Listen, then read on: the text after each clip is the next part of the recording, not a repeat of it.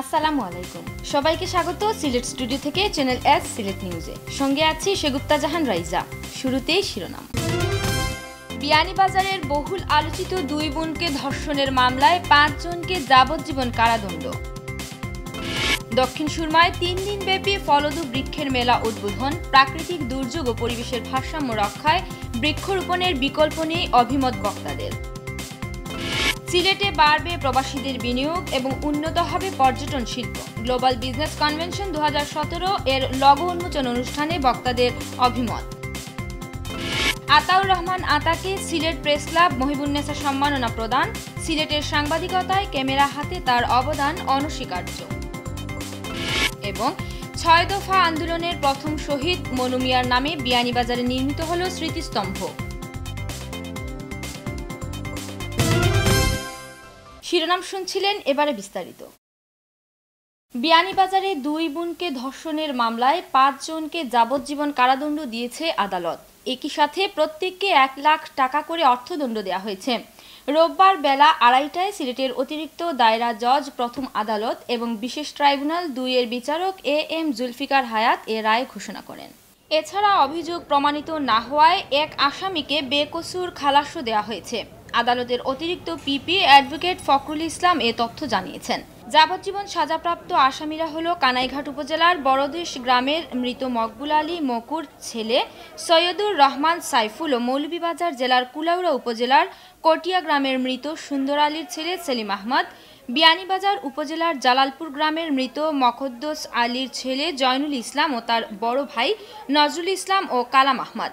2014 সালের 25 মে ভোর রাতে উপজেলার চারখাই ইউনিয়নের হাজরাপাড়ায় ধর্ষণের শিকার হন দুই বোন। ধর্ষিতা দুই বোন ওই বছর SSC পরীক্ষা দিয়ে উত্তীর্ণ হয়েছিলেন। এ ঘটনার পর তাদের বাবা ওয়াহিদ আলী বাদী হয়ে বিয়ানীবাজার থানায় মামলা দায়ের করেন।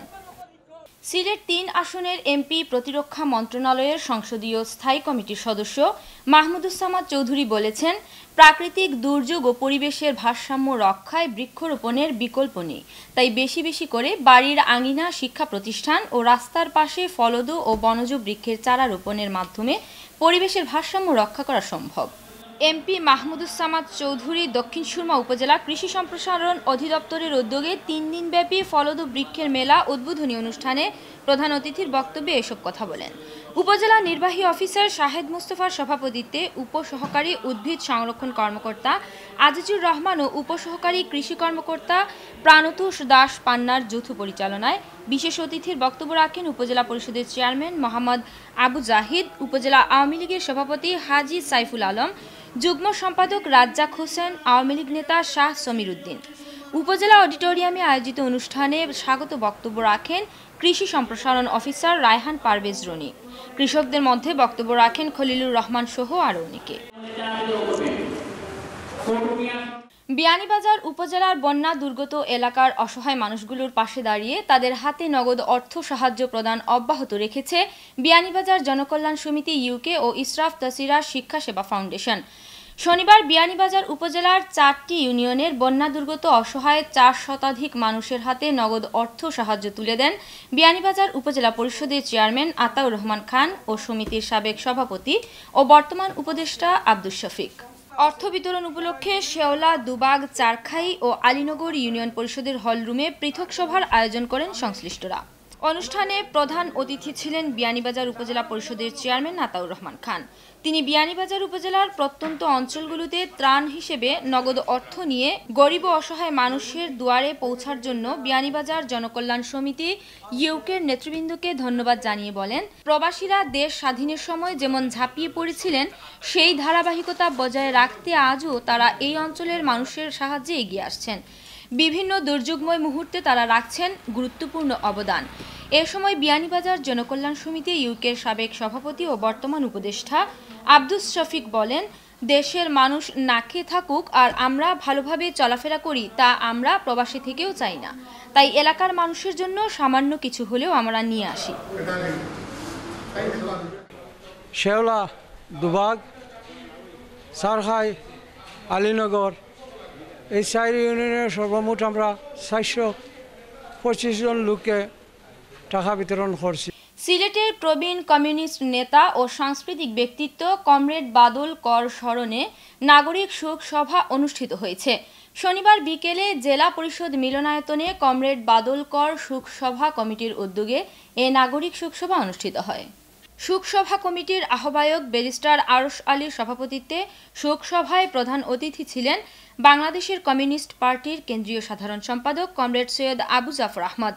এছাড়াও বক্তব্য রাখেন অ্যাডভোকেট বেদানন্দ ভট্টাচার্য, এনামুল মুনির, খয়রুল হাসান ও অন্যরা। নতুন প্রজন্মের শিক্ষার্থীদের আরবি শিক্ষার পাশাপাশি আধুনিক শিক্ষা শিক্ষিত করতে 2013 সালে মৌলভীবাজার জেলার বড়লেখা উপজেলায় প্রতিষ্ঠা করা হয় FR মহিউসুন্নাহ একাডেমি। প্রতিষ্ঠানটি অল্পদিনের মধ্যে কাঙ্ক্ষিত লক্ষ্যে পৌঁছাতে সক্ষম হয়েছে। প্রতিষ্ঠানের শিক্ষার্থীরা এখানে লেখাপড়া করে উপজেলার বিভিন্ন প্রতিযোগিতায় অংশগ্রহণ করে অর্জন করেছেন নানা পুরস্কার। FR মহিউসুন্নাহ একাডেমির সাফল্য দেখে প্রবাসীরাও এগিয়ে এসেছেন। তারা বাড়িয়ে দিচ্ছেন সাহায্যের হাত। একাডেমির প্রতিষ্ঠাতা যুক্তরাজ্য প্রবাসী ফাইজ মোহাম্মদ রহমান জানিয়েছেন, মাদ্রাসার শিক্ষার্থীরা এখান থেকে যাতে আন্তর্জাতিক মানের শিক্ষা গ্রহণ করতে পারেন সেই প্রচেষ্টা তিনি চালিয়ে যাচ্ছেন। ইতোমধ্যে প্রবাসীদের অর্থায়নে প্রথম ও দ্বিতীয় তলার নির্মাণ কাজ সম্পন্ন করে শিক্ষা কার্যক্রম চলছে। শিক্ষার্থীদের বিনোদনের জন্য সুইমিং পুলও তৈরি করা হয়েছে।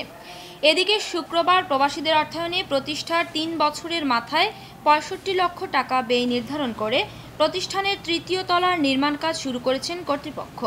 এ উপলক্ষে এক আলোচনা সভা ও দোয়া মাহফিলের আয়োজন করা হয়। এ সময় উপস্থিত ছিলেন বিয়ানীবাজার দারুস সুন্নাহ মাদ্রাসার শিক্ষা সচিব মাওলানা রমিজ উদ্দিন, মাদ্রাসার সভাপতি হাজি আলাউদ্দিন, মাদ্রাসার প্রিন্সিপাল ইমাম উদ্দিন, মসজিদের খতিব হাফিজ মাওলানা সাদিকুর রহমান, মাদ্রাসার শিক্ষা সচিব মাওলানা নাজমুল হাসান সহ আরও অনেকে। সংশ্লিষ্টরা জানিয়েছেন, আগামী জানুয়ারি মাসে তৃতীয় তলার কাজ শেষ হলে নতুন প্রকল্প হাতে নেওয়া হবে। বক্তারা বলেন, দিনই এই প্রতিষ্ঠানকে আরও এগিয়ে নিয়ে যেতে হলে প্রবাসী সহ সকলকে এগিয়ে আসতে হবে। 6 তলা বিশিষ্ট বিল্ডিং এর বর্তমানে 3 তলার ছাদের নির্মাণ কাজ চলছে। এজন্য বিশাল ব্যয়বহুল এই প্রতিষ্ঠানকে আর অগ্রগামী করার জন্য আপনাদের নেক পরামর্শ ও সার্বিক সহযোগিতা কামনা। Presidents scout girls in award প্রাপ্ত কুলাউড়ায় নবীনচন্দ্র উচ্চ বিদ্যালয়ের 4 জন শিক্ষার্থীকে সংবর্ধনা প্রদান করা হয়েছে। কুলাউড়ার প্রাচীনতম বিদ্যাপীঠ নবীনচন্দ্র উচ্চ বিদ্যালয় হল রুমে সংবর্ধনা অনুষ্ঠানে সেরা ফলাফল অর্জনের পাশাপাশি সহশিক্ষা কার্যক্রমে নিজেদের অগ্রগামী সক্ষমতা সম্পর্কে বক্তারা বলেন, মানসম্মত একাডেমিক শিক্ষার সাথে এ ধরনের কার্যক্রম প্রতিষ্ঠানে অধ্যয়নরত ছাত্রছাত্রীদের মেধা মননে আরও যোগ্য করে গড়ে তুলবে।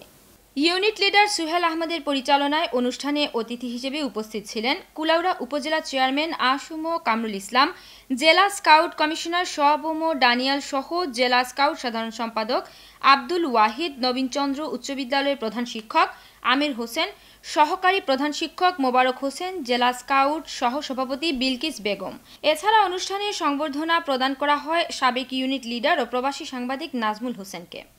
অনুষ্ঠানে বক্তারা আরও বলেন, স্কাউটিংয়ের মূল লক্ষ্য হচ্ছে শিশু, কিশোর, কিশোরীদের শারীরিক, মানসিক, নৈতিক, বুদ্ধিবৃত্তিক এবং সামাজিক গুণাবলী উন্নয়নের মাধ্যমে তাদেরকে পরিবার, সমাজ, দেশ তথা বিশ্বের সুনাগরিক হিসেবে গড়ে তোলা। এই বিদ্যালয়ের শিক্ষার্থীরা শুধু স্কাউটে নয়, লেখাপড়া, খেলাধুলা, বন্যা ও প্রাকৃতিক দুর্যোগের আঘাতপ্রাপ্তদের সহযোগিতা সহ অনেক ক্ষেত্রে এগিয়ে রয়েছে। ট্রুপে কাজ করার মানে হচ্ছে আমাদের ট্রুপ মিটিং সচল আছে। ট্রুপ মিটিং সচল থাকা হচ্ছেই প্রকৃতপক্ষে একজন মানুষকে সুনাগরিক হিসেবে গড়ে তোলার একটা প্রক্রিয়া। প্রথমবারের মতো গার্ল ইন স্কাউটে তাহেরা চৌধুরী প্রথম প্রেসিডেন্ট অ্যাওয়ার্ড অর্জন করেছে এবং 2016-তে অভিষেক, 2017-তে এসে 2016 সালের অ্যাওয়ার্ড অর্জন করেছে আবু নাসের তানজিম। নিচ্ছে ছোট্ট একটা বিরতি, সঙ্গেই থাকুন, ফিরে এসে আরও যা থাকছে। সিলেটে বাড়বে প্রবাসীদের বিনিয়োগ এবং উন্নত হবে পর্যটন শিল্প। গ্লোবাল বিজনেস কনভেনশন 2017 এর লগো উন্মোচন অনুষ্ঠানে বক্তাদের অভিমত। আতাউর রহমান আতাকে সিলেট প্রেস ক্লাব মহিবুন্নেসা সম্মাননা প্রদান। সিলেটের সাংবাদিকতায় ক্যামেরা হাতে তার অবদান অনস্বীকার্য। এবং 6 দফা আন্দোলনের প্রথম শহীদ মনু মিয়ার নামে বিয়ানীবাজারে নির্মিত হল স্মৃতিস্তম্ভ।